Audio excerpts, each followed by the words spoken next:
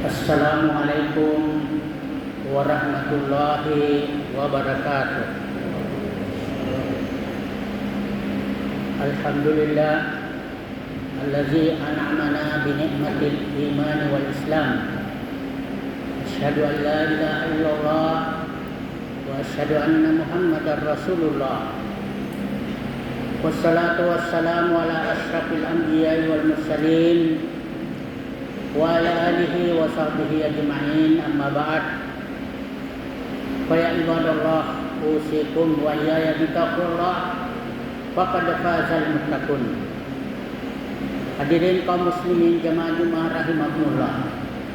Pertama-tama marilah kita senantiasa bersyukur kepada Allah Subhanahu wa taala atas nikmat yang dikaruniakan kepada kita, terutama nikmat iman dan Islam, sehingga kita dapat melangkahkan kaki menuju masjid yang penuh mubarak ini guna melaksanakan kewajiban kita kepada Allah Subhanahu wa taala, yaitu salat Jumat secara berjamaah dengan meninggalkan segala urusan aktivitas keduniaan kita guna meraih ridha Allah Subhanahu wa taala semata-mata.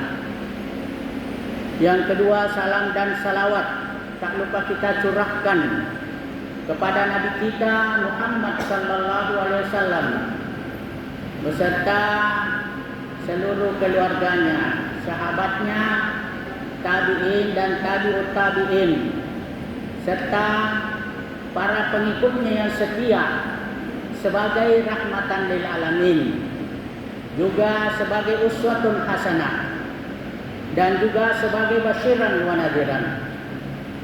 Hadirin kaum muslimin jemaah Jumat rahimakumullah.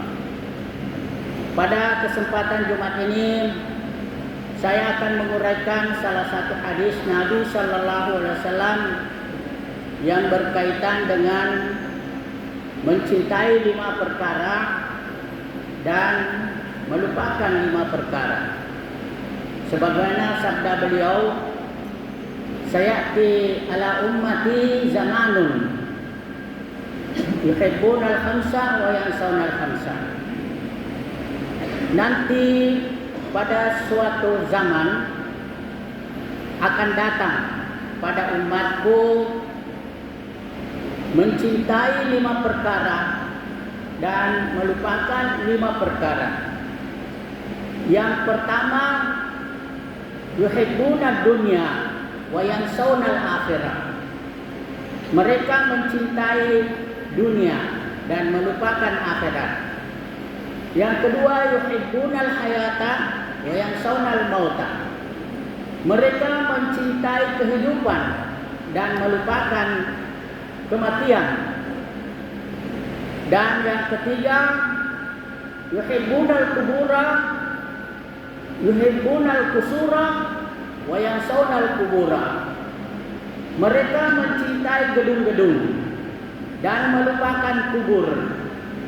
Dan yang keempat, yuhibbunal mala wa yansawunal hisaba. Mereka mencintai harta dan melupakan hisab, yaitu perhitungan amal di akhirat kelak. Dan yang kelima terakhir, yuhibbunal khalqa wa yansawunal khaliq. Mereka mencintai makhluk dan melupakan penciptanya. Yang pertama kata Nabi kita Muhammad sallallahu alaihi wasallam, yuhibbunad dunya wa yansawunal mauta. Banyak orang yang tertipu dengan kesenangan dunia yang sementara, padahal ada kehidupan akhirat yang abadi, yang kekal. Ya qaumi innama hadhil hayatud dunya wa innal akhirata hiya darul qurur. Kata Allah di dalam Al-Qur'an, wahai kaumku, bahwa kehidupan dunia ini adalah kesenangan yang sementara. Ada batas waktunya, tidak selama-lamanya. Tetapi kehidupan akhirat itulah kehidupan yang sebenarnya. Jadi jangan kita mau tergoda oleh kehidupan dunia yang begitu singkat, lalu kita melupakan yang namanya kehidupan akhirat. Janganlah kamu tergoda, kata Allah di dalam Quran, la tagurrannakumul hayatud dunya. Inna wa'dallahi haqqun. Sesungguhnya janji Allah itu benar. Ya.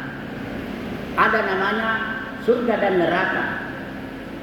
Maka fala tagurrannakumul hayatud dunya. Maka janganlah kamu digoda oleh kesenangan dunia yang sementara. Wala yagurrannakum billahi ghurur, dan jangan kamu mau ditipu oleh godaan setan untuk melupakan akhirat. Dan yang kedua adalah yuhibbunal hayata wa yansawna mauta. Orang yang sudah terlampau senang dalam kehidupan dunia, dia lupa bahwa suatu masa pasti akan datang yang namanya kematian, dan kita tidak bisa terhindar dari kematian. Walaupun kita berusaha menghindar sekuat tenaga kita, kematian itu tetap akan mengejar kita. Di dalam Quran dikatakan walikulli ummatin ajalun fa iza jaa ajaluhum la yastakhiruna sa'atan wa la yastaqdimun. Setiap umat itu punya ajal, dan apabila tiba ajalnya, maka tidak seorang pun yang dapat mengundurkannya atau mengajukannya, walaupun itu sesaat. Maka dari itu haruslah kita berjaga-jaga diri dari kehidupan dunia yang sementara ini, supaya jangan kita lupa bahwa kita akan hidup sesudah mati. Karena dunia ini hanyalah tempat meninggal, dan akhirat itulah tempat tinggal. Hadirin kaum muslimin jamaah Jumat rahimakumullah. Dan yang ketiga, yuhibbunal kubura, yuhibbunal kusura wa yansawnal kubura. Mereka mencintai gedung-gedung dan melupakan kubur. Utsman, khalifah ketiga radhiyallahu anhu, ketika melewati kubur, beliau berhenti sebentar, lalu mengeluarkan air mata karena menangis terseduh-seduh. Lalu ketika beliau ditanya mengapa menangis, maka beliau mengatakan, saya mengingat sabda Rasulullah sallallahu alaihi wasallam bahwa kubur itu adalah awal dari kehidupan akhirat. Maka barang siapa yang selamat di kubur, maka dia akan selamat di akhirat. Begitupun sebaliknya. Sebagaimana Rasulullah mengatakan, al-qabru awal manzilin min manazil akhirah wa akhiru manzilin min manazil dunya. Kubur itu adalah tempat awal dari akhirat dan tempat akhir dari dunia. Hadirin kaum muslimin jamaah Jumat rahimakumullah. Dan yang keempat adalah kata Rasulullah sallallahu alaihi wasallam, yuhibbunal mala wa yansawnal hisaba. Mereka mencintai harta dan lupa yang namanya hisab, yaitu perhitungan amal di akhirat. Karena kita hidup di dunia ini akan dihitung amal-amal kita nanti di akhirat kelak. Makanya Umar bin Khattab mengatakan, hasibu anfusakum qabla an tuhasabu. Hitunglah amal-amalmu di dunia sebelum amalmu dihitung di akhirat kelak. Fa amma man utiya utiya kitabahu biyaminih fasawfa yuhasabu hisaban yasira. Kata Allah di dalam Al-Quran, barang siapa yang bukunya diberi dari depannya, maka dia akan dihitung amalnya dengan mudah dan dia akan bergembira karena bertemu dengan keluarganya. Wa amma man utiya kitabahu wara'a zahri fasawfa yad'u subura wa yasla sa'ira. Adapun orang yang mendapatkan kitabnya dari belakang, maka dia akan berteriak, celaka aku, celaka aku. Dan mereka akan masuk kubur. Na'udzubillahi min dzalik.